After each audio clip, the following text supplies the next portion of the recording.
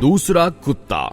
حاجی صاحب نے آخری عمر میں فیکٹری لگا لی اور وہ 24 گھنٹے فیکٹری میں رہنے لگے۔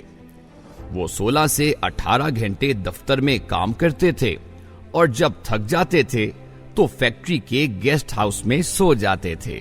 حاجی صاحب کے مزاج کی یہ تبدیلی سب کے لیے حیران کن تھی۔ وہ 30 برس تک دنیا داری، کاروبار اور روپے پیسے سے الگ تھلگ رہے تھے۔ انہوں نے یہ عرصہ عبادت اور ریاضت میں گزارا تھا اور اللہ تعالیٰ نے انہیں اس ریاضت کا بڑا خوبصورت صلہ دیا تھا۔ وہ اندر سے روشن ہو گئے تھے۔ وہ صبح 8 بجے اپنی بیٹھک کھولتے تھے اور رات گئے تک ان کے گرد لوگوں کا مجمع رہتا تھا۔ لوگ اپنی اپنی حاجت لے کر ان کے پاس آتے تھے۔ وہ ان کے لیے دعا کا ہاتھ بلند کر دیتے تھے اور اللہ تعالیٰ سائل کے مسائل حل فرما دیتا تھا۔ اللہ تعالیٰ نے ان کی دعاؤں کو قبولیت سے سرفراز کر رکھا تھا۔ لیکن پھر اچانک حاجی صاحب کی زندگی نے پلٹا کھایا۔ وہ ایک دن اپنی گدی سے اٹھے، بیٹھک بند کی، اپنے بیٹوں سے سرمایہ لیا اور گارمنٹس کی ایک درمیانے درجے کی فیکٹری لگا لی۔ انہوں نے اس فیکٹری میں 500 خواتین رکھیں۔ خود اپنے ہاتھوں سے یورپی خواتین کے لیے کپڑوں کے نئے ڈیزائن بنائے۔ یہ ڈیزائن یورپ بھجوائے۔ باہر سے آرڈر آئے اور حاجی صاحب نے مال بنوانا شروع کر دیا۔ یوں ان کی فیکٹری چل نکلی اور حاجی صاحب دونوں ہاتھوں سے ڈالر سمیٹنے لگے۔ دنیا میں اس وقت گارمنٹس کی کم و بیش 2-3 کروڑ فیکٹریاں ہوں گی اور ان فیکٹریوں کے اتنے ہی مالکان ہوں گے، لیکن ان 2-3 کروڑ مالکان میں حاجی صاحب جیسا کوئی دوسرا کردار نہیں ہوگا۔ پوری دنیا میں لوگ بڑھاپے تک کاروبار کرتے ہیں اور بعد ازاں روپے، پیسے اور اکاؤنٹ سے تائب ہو کر اللہ اللہ شروع کر دیتے ہیں، لیکن حاجی صاحب ان سے بالکل الٹ ہیں۔ انہوں نے 35 سال کی عمر میں کاروبار چھوڑا، اللہ سے لو لگائی، لیکن جب وہ اللہ کے قریب ہو گئے تو انہوں نے اچانک اپنی آباد خانقاہ چھوڑی اور مکروہات کے گڑھے میں چھلانگ لگا دی۔ وہ دنیا کے واحد بزنس مین ہیں جو فیکٹری سے درگاہ تک گئے تھے اور پھر درگاہ سے واپس فیکٹری پر آ گئے۔ حاجی صاحب کی کہانی ایک کتے سے شروع ہوئی تھی اور کتے پر ہی آ کر ختم ہوئی تھی۔ یہ 35 برس پرانی بات تھی۔ حاجی صاحب کی گارمنٹس فیکٹری تھی۔ حاجی صاحب صبح صبح فیکٹری چلے جاتے تھے اور رات بھیگنے تک کام کرتے تھے۔ ایک دن وہ فیکٹری پہنچے تو انہوں نے دیکھا ایک درمیانے قد کاٹ کا کتا گھسیٹ گھسیٹ کر ان کے گودام میں داخل ہو رہا ہے۔ حاجی صاحب نے غور کیا تو پتا چلا کتا شدید زخمی ہے۔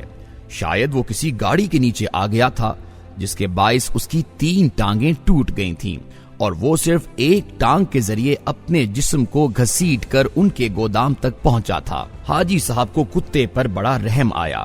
انہوں نے سوچا وہ کتے کو جانوروں کے کسی ڈاکٹر کے پاس لے جاتے ہیں، اس کا علاج کراتے ہیں اور جب کتا ٹھیک ہو جائے گا تو وہ اسے گلی میں چھوڑ دیں گے۔ حاجی صاحب نے ڈاکٹر سے رابطے کے لیے فون اٹھایا، لیکن نمبر ملانے سے قبل ان کے دل میں ایک انوکھا خیال آیا اور حاجی صاحب نے فون واپس رکھ دیا۔ حاجی صاحب نے سوچا کتا شدید زخمی ہے، اس کی 3 ٹانگیں ٹوٹ چکی ہیں، اس کا جبڑا زخمی ہے اور پیٹ پر بھی چوٹ کا نشان ہے، چنانچہ کتا اب روزی روٹی کا بندوبست نہیں کر سکتا۔ حاجی صاحب نے سوچا اب دیکھنا یہ ہے قدرت اس کتے کی خوراک کا بندوبست کیسے کرتی ہے۔ حاجی صاحب نے مشاہدے کا فیصلہ کیا اور چپ چاپ بیٹھ گئے۔ وہ کتا سارا دن گودام میں بے ہوش پڑا رہا۔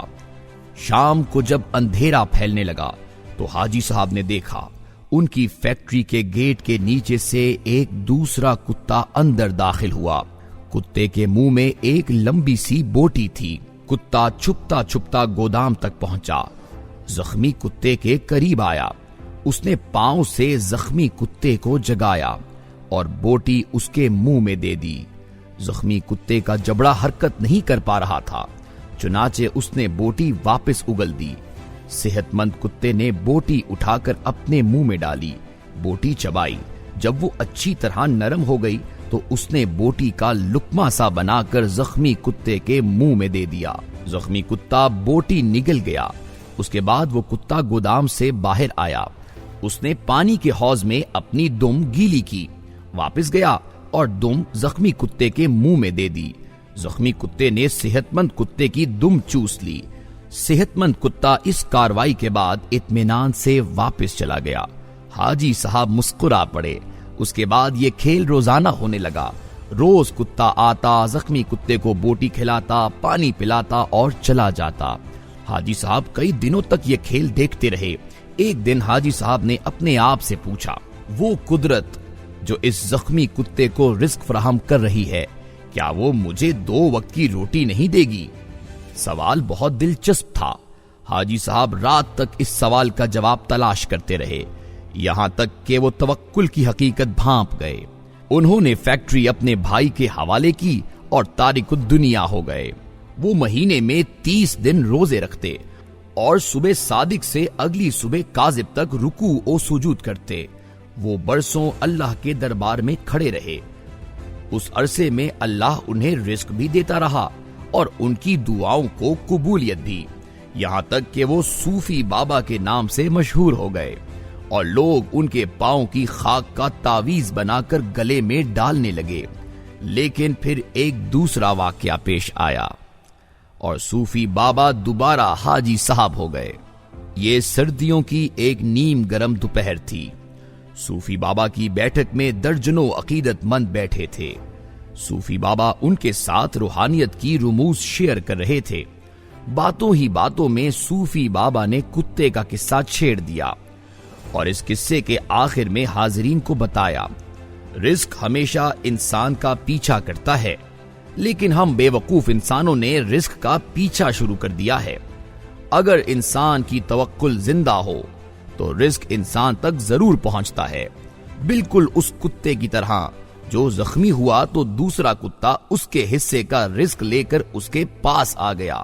میں نے اس زخمی کتے سے توکل سیکھی، میں نے دنیا داری ترک کی اور اللہ کی راہ میں نکل آیا۔ آج اس راہ کا انعام ہے میں آپ کے درمیان بیٹھا ہوں۔ ان 30 برسوں میں کوئی ایسا دن نہیں گزرا جب اللہ تعالیٰ نے کسی نہ کسی وسیلے سے مجھے رزق نہ دیا ہو یا میں کسی رات بھوکا سویا ہوں۔ میں ہمیشہ اس زخمی کتے کو تھینک یو کہتا رہتا ہوں جس نے مجھے توکل کا سبق سکھایا تھا۔ صوفی بابا کی محفل میں ایک نوجوان پروفیسر بھی بیٹھا تھا۔ پروفیسر نے جینز پہن رکھی تھی اور اس کے کان میں MP3 کا ایئر فون لگا تھا۔ نوجوان پروفیسر نے ایئر فون اتارا اور کہکہا لگا کر بولا، صوفی بابا، ان دونوں کتوں میں افضل زخمی کتا نہیں تھا، بلکہ وہ کتا تھا جو روز شام کو زخمی کتے کو بوٹی چبا کر کھلاتا تھا اور اپنی گیلی دم سے اس کی پیاس بجھاتا تھا۔